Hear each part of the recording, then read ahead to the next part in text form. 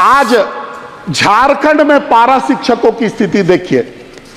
बहुत सारी सरकारें आई, लोगों ने उनको परमानेंट करने का बात कहा, उनको जो है अच्छा वेतनमान देने का बात कहा, लेकिन उनको कोई आज तक उनके लिए कोई भी जो ये है राहत जो है वो नहीं मिल पाया। अब अगर आज वर्तमान सरकार आई ही यही कह करके, आज महोदया जो झारखंड के हालात है इसके बारे में मैं 2 मिनट आपको चर्चा करना चाहता हूं कि आज झारखंड में स्कूलों में संडे के बजाय फ्राइडे को छुट्टी हो रहा है अध्यक्ष महोदया। वहां पर हिंदू स्कूलों को उर्दू स्कूलों में बदला जा रहा है अध्यक्ष महोदया। और तो और स्कूल के गेट पर जो मीनार हैं वहां पर मीनार के शेप में बना दिया गया अध्यक्ष महोदया। ऐसे व्यवस्था में हम शिक्षा को सुधारने की बात कैसे कर सकते हैं अध्यक्ष महोदया। अब मैं कोयला के क्षेत्र से आता हूं। हमारे यहाँ पर मां छिन्नमस्तिका देवी का प्रभाव है।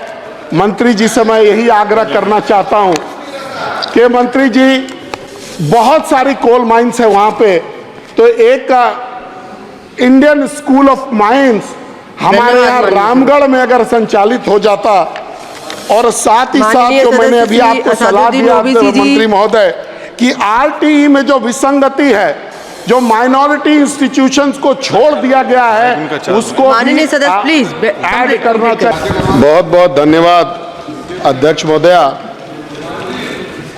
मां सरस्वती की वंदना करते हुए मैं ये जो शिक्षा का बजट है, आज जो अनुदान जो पेश हो रहा है, उसका समर्थन करने के लिए मैं खड़ा हुआ हूं। सभापति महोदया, वर्तमान के शिक्षा को हम समझें, इसके लिए जरूरी है कि हम अपने इतिहास में जाएं कि पूर्व में इस देश की क्या स्थिति थी और वर्तमान में क्या स्थिति है, और इसके लिए दोषी कौन है। हम सभी जानते हैं कि पूर्ण काल में यह देश सोने की चिड़िया हुआ करता था, और हर क्षेत्र में, चाहे वो व्यापार का क्षेत्र हो, एजुकेशन का क्षेत्र हो, हम लीडर थे और विश्व को हम दिशा दिखाते थे। अंग्रेज आए, अंग्रेजों ने हमारे सभ्यता पर वार किया, हमारे शिक्षा के प्रणाली पर वार किया, और अंग्रेजों के बाद जब अंग्रेजों से हमको मुक्ति मिली, जब देश आजाद हुआ 1947 में, अंबेडकर जी का संविधान जब बना, तो संविधान में उन्होंने यह प्रोविजन किया कि सबके लिए शिक्षा, चाहे वो गरीब हो, अमीर हो, कोई भी हो, सबके लिए शिक्षा को अनिवार्य किया जाएगा। अब यहीं से विडंबना शुरू होता है सभापति महोदया कि कांग्रेस आई 1947 के बाद, और अंबेडकर जी के संविधान पर इन्होंने ध्यान नहीं दिया।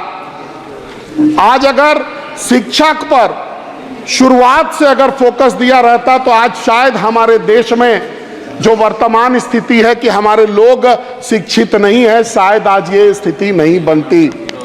मगर इसके पीछे एक सुनियोजित षड्यंत्र है कि कांग्रेस ने हमेशा इस देश में लोगों को एक वोट बैंक के रूप में ट्रीट किया है।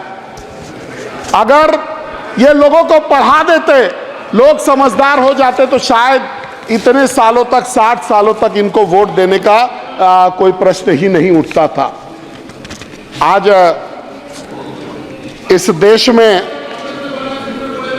युवा पॉपुलेशन, सभापति महोदया, एक बहुत बड़ी समस्या है। अगर हम एजुकेशन को देखें तो एक तरफ ये हमारा स्ट्रेंथ भी है, आज युवा हमारे स्ट्रेंथ है, तो दूसरी तरफ जब हम एजुकेशन में जाते हैं तो यही हमारे लिए एक बहुत बड़ा समस्या का कारण बनता है। लेकिन उसके बावजूद भी आप देखिएगा कि माननीय प्रधानमंत्री जी की सोच ने कि कश्तियों को बदलने की जरूरत नहीं होती, केवल दिशा को बदलने से किनारे अपने आप बदल जाते हैं। 2020 में नई शिक्षा नीति आती है, और इस नई शिक्षा नीति पर कि आपको देश को आगे बढ़ाने का काम जो है माननीय प्रधानमंत्री जी करते हैं। अब एक तुलना आप देखिए कि जब कांग्रेस की बारी आई, जब कांग्रेस ने इतिहास लिखा, तब उन्होंने क्या लिखा कि महाराणा प्रताप के जगह इन्होंने अकबर को महान बताया, शिवाजी के जगह इन्होंने औरंगजेब को महान बताया, और कांग्रेस ने इतिहास में जो सम्मान छत्रपति शिवाजी को मिलना चाहिए था, महाराणा प्रताप जी को मिलना चाहिए था, भगत सिंह को मिलना चाहिए था, उसके बदले में इन्होंने बाबर, अकबर, औरंगजेब, इन जैसे लोगों को महान बताने का काम किया। अध्यक्ष महोदय, ये इनका संस्कार है। अध्यक्ष महोदय, आज अभी अध्यक्ष महोदय अभी तो शुरू किया। अध्यक्ष महोदय 2 मिनट तो हमारा अपने ये में। अध्यक्ष महोदय, अभी आप आरटी का हालचाल देखिए, राइट टू एजुकेशन में अध्यक्ष महोदय किस प्रकार से कांग्रेस ने बेईमानी किया है। आज राइट टू एजुकेशन जो माइनॉरिटी इंस्टीट्यूशंस हैं, चाहे वो मिशनरी के स्कूल्स हों, चाहे वो किसी भी माइनॉरिटी का स्कूल हो, उस पर राइट टू एजुकेशन लागू नहीं है।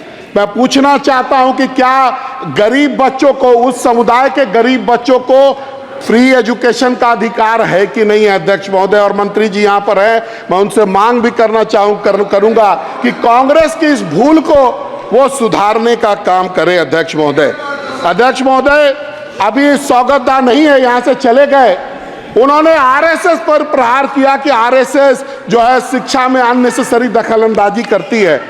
अध्यक्ष सभापति महोदया, विद्या भारती ये जो सरस्वती विद्या मंदिर का संचालन करती है, पूरे देश में अगर सबसे अच्छा आदर्श के साथ अगर किसी को शिक्षा प्रदान किया जाता है तो इन स्कूलों में किया जाता है, और उसके पीछे आरएसएस का डायरेक्टली जो है हाथ है। अध्यक्ष महोदया, अध्यक्ष महोदया, शिक्षक, मैं मानता हूं कि शिक्षक इस जो स्कीम है इसके नींव है। मेरी धर्म पत्नी भी शिक्षिका है और मैं बड़ा सम्मान करता हूं। अध्यक्ष महोदया, ऐसे व्यवस्था में हम शिक्षा को सुधारने की बात कैसे कर सकते हैं। अध्यक्ष महोदया, अब मैं कोयला के क्षेत्र से आता हूं। हमारे यहां पर मां छिन्नमस्तिका देवी का प्रभाव है।